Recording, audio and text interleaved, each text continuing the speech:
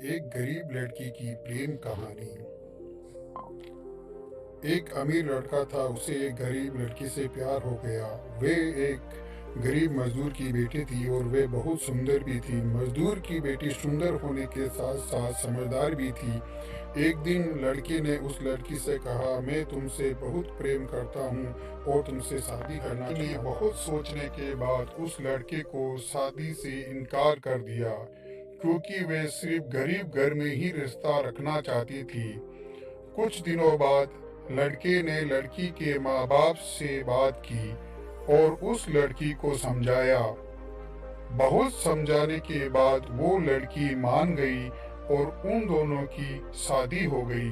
शादी के बाद लड़का उसे बहुत प्रेम करता था। शादी के बाद दोनों का वैवाहिक जीवन बहुत अच्छा चल रहा था, लेकिन कुछ महीनों बाद लड़की को चर्म रोग हो गया, जिसके कारण उसकी सुंदरता ढलने लगी। लड़की को अब यह डर सताने लगा कि उसकी सुंदरता ढलने के कारण कहीं उसका पति उसे छोड़ न दे। लड़की उस चर्म रोग को ठीक करने का हर प्रयास कर रही थी। एक दिन वे लड़का काम से दूसरे देश गया। लड़का जब वहां से वापस आ रहा था, तब उसका रास्ते में एक कार से एक्सीडेंट हो गया। उस दुर्घटना के बाद लड़के की आंखों की रोशनी चली गई। इस दुर्घटना के कुछ दिनों बाद उनका जीवन सामान्य और फिर से सुखी बीतने लगा।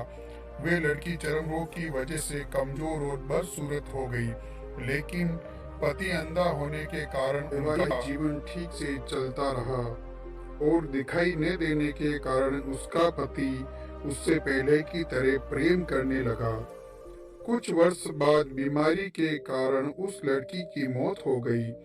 पत्नी की मौत के बाद वह लड़का अंदर से बहुत दुखी हो गया और उसने शहर छोड़ने का फैसला किया। तभी उसके पड़ोसी ने कहा, अब आप तो अपनी पत्नी के बिना अकेले पड़ जाएंगे।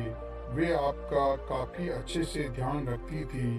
अब आप अपना जीवन इस अंधेरे में कैसे गुजरेगा?